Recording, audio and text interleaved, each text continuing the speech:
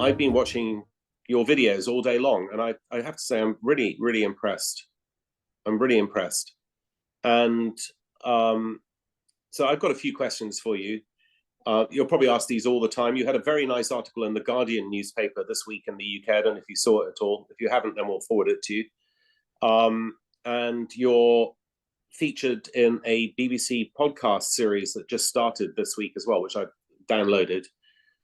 So your fame precedes you, and as a result, the Longevity Forum is really grateful for this opportunity to talk to you, and hopefully we can persuade you to come in person next year to London, and which I think you'd enjoy. It's a whole week of science, social science, and you would be very welcome, and it would be great if you could talk to our audience. But I want to ask you a fairly simple question to begin with, and that is that I've just been in Copenhagen at the sort of convention of aging scientists, geroscientists, whatever, and they were all there. It's a bit like an echo chamber. I'm sure you've been to these things before. They're all talking to each other at every conference. Yeah.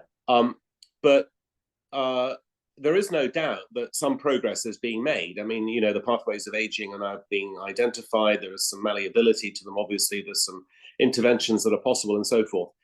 If at some stage in the future there was a pill or something that you could take to substitute for all the stuff that you're doing yourself, would you do that, or would you carry on doing what you're doing, or will you do both?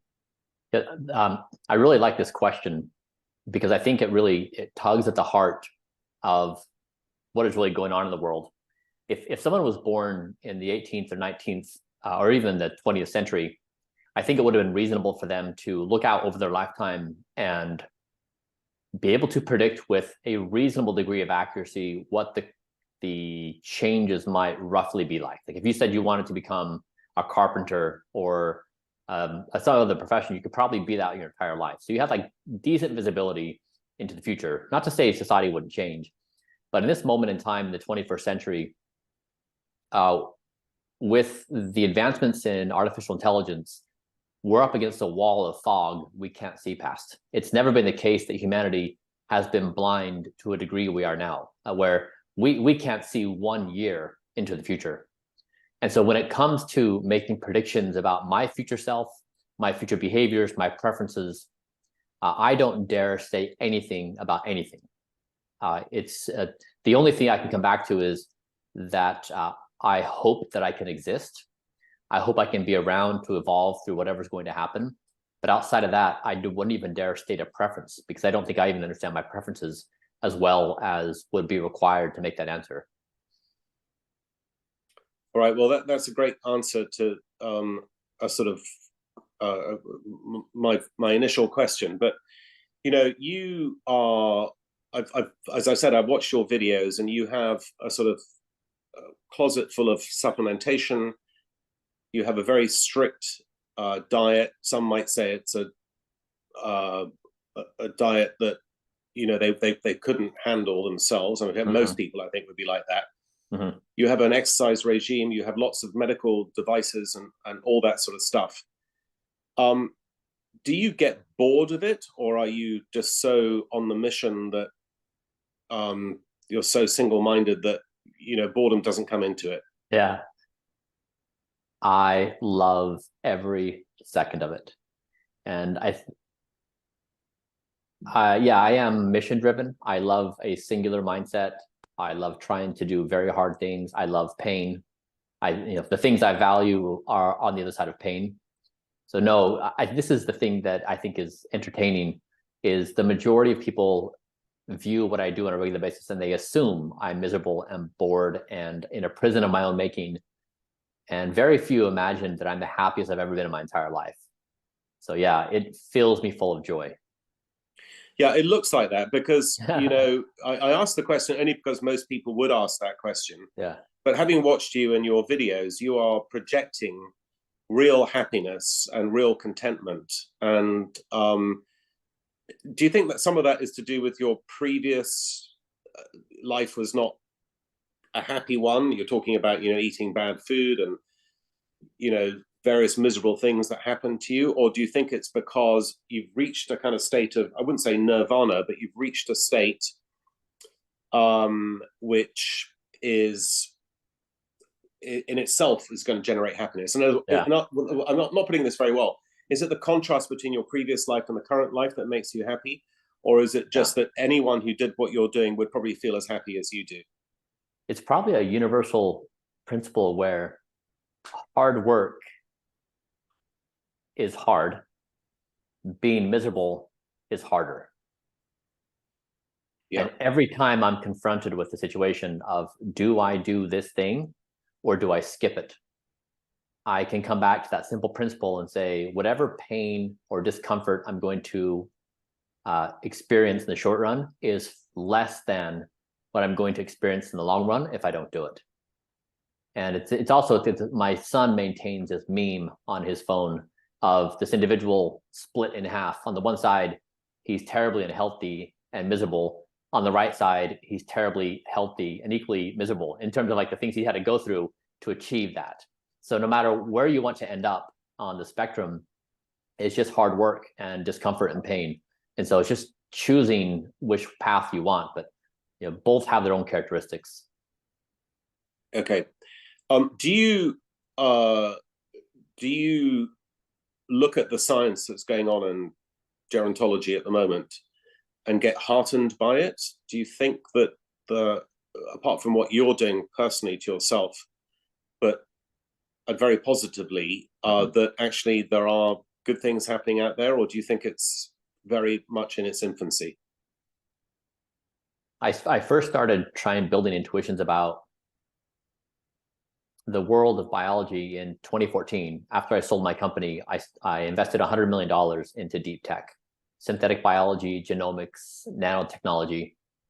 And it was my first time being exposed to scientists, entrepreneurs trying to commercialize out of the lab. And I've been at this now for almost 10 years. One of my first investments was Ginkgo Bioworks, that has now emerged to become the leader in synthetic biology. And to see what they've done to bring the cost down of reading and writing DNA for an infinite number of applications, I think that so the reason I was doing it is, we're very good in the world about programming computers, zeros and ones. We have a problem that computers can solve, and engineers, great. We have millions of people all over the world who can do it. If we have a problem in the world that requires the structure of physical atoms, molecules, and organisms, from the reef to molecules for drugs we take, we don't have the same robustness.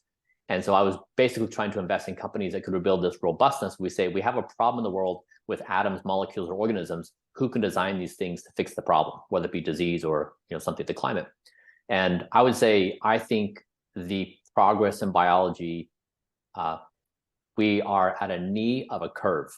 What that curve looks like, TBD, but I think it is substantially further along than meets the eye.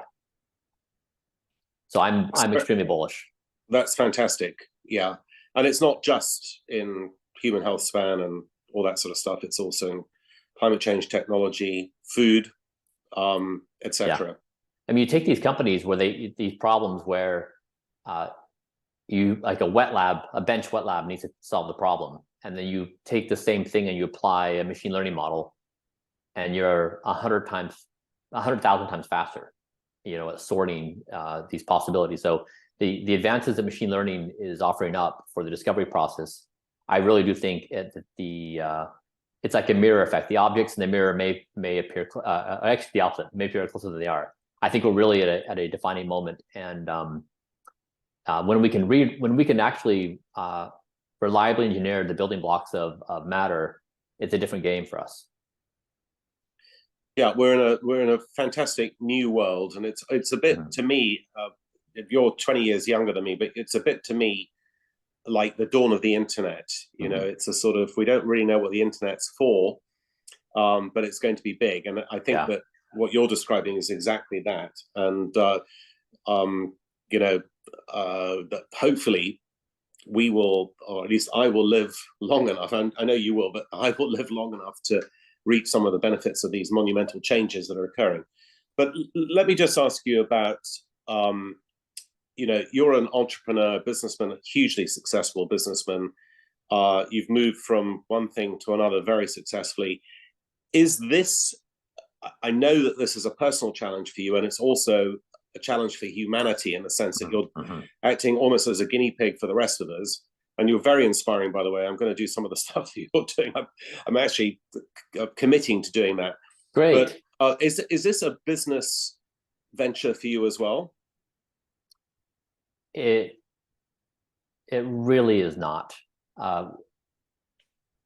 You maybe you've heard me say this. I love reading biographies, and I love reading them because you can take a given century, the 17th century, and the entire century of human activity is distilled into some number of books. So it means, like as we whittle down information, a certain percent of what we do matters as it carries over to the next century. And if you try to say in the 21st century of everything going on in the world right now, all the noise happening, if we whittle down what actually matters in the 21st century, to me, it's one thing. It's don't die.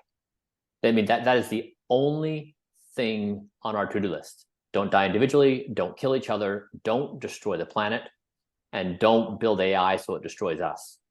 But we've built the technology of the gods. It's here, we have it. And the gains we're going to make in these other places, amazing. But it really boils down to don't die. And so for me, the business, it's like interesting to help people do Blueprint and beyond Blueprint, but my objective is not wealth accumulation. My objective is survival. And I think that's where we're at as a species, is we've been in this zone of comfort for so long where we get to play these games of status and power and wealth and the things that money can buy. I think we are in a urgent situation of survival. And I hope that my behavior reflects that. That's what I really am trying to do with Blueprint. So it appears as if it's about food and exercise and diet. It's not. It's entirely about changing the philosophical zeitgeist of humanity to say, can we just all agree on one thing? Let's not die. And that is a monumental task because of the divergence of views, where if you just simply say a basic statement like don't die, you would presume you could get agreement on that from quite a few people. You can't, right? Like there's so many nuanced perspectives about death that even getting agreement on that front. So business is like the last thing on my mind. Survival as a species is the forefront. That's fantastic. And I think it's actually will be your defining motto, won't it? Don't die. Presumably there's a book in the works and all that sort of stuff. I hope there is anyway, because it's such a great, simple one-liner that just says everything about all the stuff that you're doing. So let me just diverge a little bit. What is the single best biography that you've read? I love them. I love each of these biographies for different reasons. Like I just finished up Magellan, so I learned about circumnavigation of the globe. And if you read about it, it's like the hype cycle we've seen in the gold rush and in crypto, and like it's just these economic cycles happen continually. Reading about them circumnavigating the globe, the same kind of thing. That was cool. I also finished up a book by Dietrich Bonhoeffer. It was a biography of him. He attempted to assassinate Hitler in World War II. Hitler's Germany. So understanding World War II and Hitler's Germany through the perspective of someone who was trying to assassinate Hitler when there was so much confusion around him and the death camps, it's really enlightening. I read Claude Shannon's information theory. How did he come up with that? The modern infrastructure for how modern communications. I just read Lenin. So it's really diverse, but each one of these things, what it does for me, it helps me time travel and be in that place and understand that person's perspective. What was the world like? How did they understand the world? How did they process information? What were their problem-solving techniques? What are the norms that entrapped them they couldn't see? And to me, it's just this layered structure where you can peel away with the advantage of retrospect. And then I immediately take that and say, how now can I apply this to myself? Like, where am I blind? I'm caught up in 2023 with our norms and our beliefs and our zeitgeist. Where am I trapped? What would the 25th century say about me? And so they're learning about circumnavigation of the globe and World War II. And it's really helpful to basically slam those perspectives together and try to expand my own. Fantastic. Well, that's fantastic. I've got three biographies I can think of that I'm going to send to you. And thank you for this interview. And I think they'll be a bit different to the ones that you've been reading so far, but hopefully you'll find them interesting.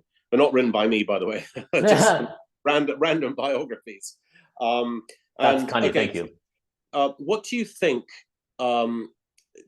Just turning the question around a bit, I'm very committed to trying to change our climate. And in this country here in the UK, we're boiling. I mean, it's not quite like what's happening in the US, but it's very hot at the moment.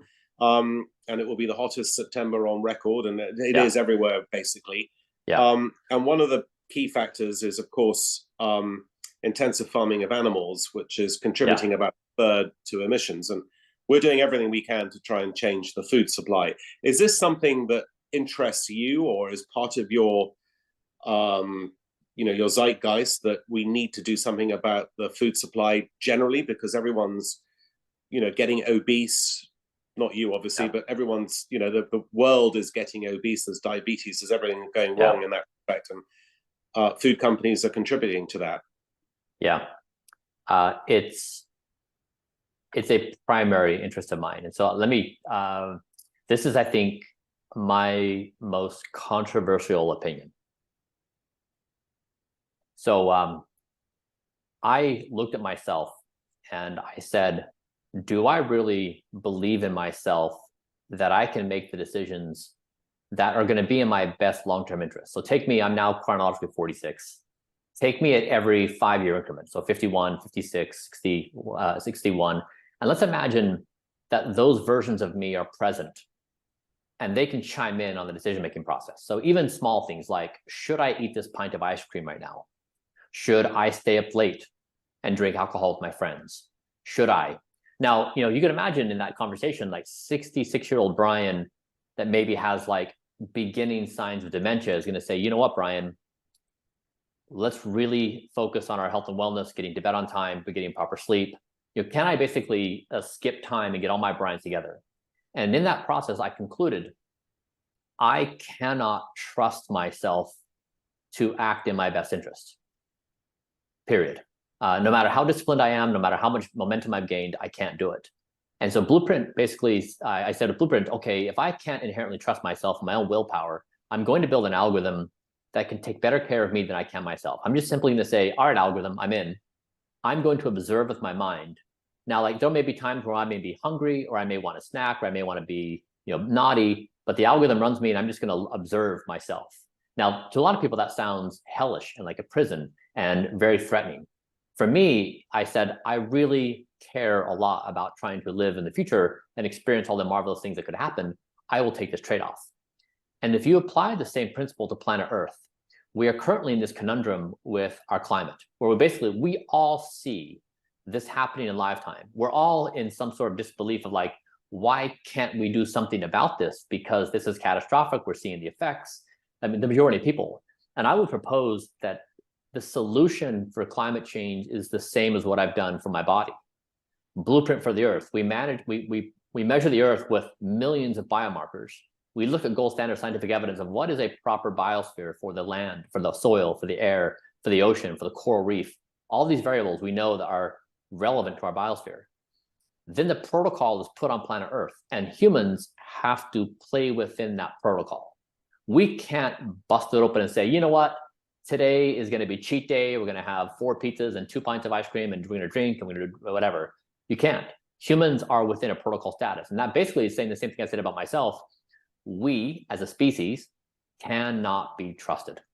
We cannot act in our own best interest. We have played our cards. We've done our very best. We've proven that we cannot do it. And we'll even take ourselves to the absolute edge of potential extinction with the weapons we have, with the biosphere.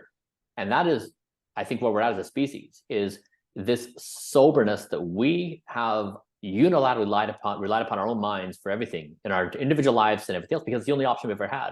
But computational intelligence now offers this new way of being, but it strikes at the most precious thing we hold in existence, which is our free will and our individual decision making. And I think that's really, if we are serious about the problem in front of us, we will have to reconcile with our individual and collective behaviors. Well, that couldn't have been better said, to be quite honest, and it's a great point. I know that you're time short, and we're going to be showing this video to the Longevity Forum in November in London. Bryan, could I persuade you that if you have the time next year, that you would join us in person in London? I would try my very best, Jim. That would be really much appreciated, and I think everyone would really enjoy meeting you. Honestly, you are, I mean it really very sincerely, a total inspiration. It's so nice to meet you in a kind of quasi-person way. I look forward to meeting you in genuine person in the future, and you'll have 3 hefty biographies to have read by the time you meet in person. It will so be done. Thank you so much. Thank you very much, Bryan. Yeah, really, yeah. honestly, I'm tingling. You really are an inspiring person. Thank you very much.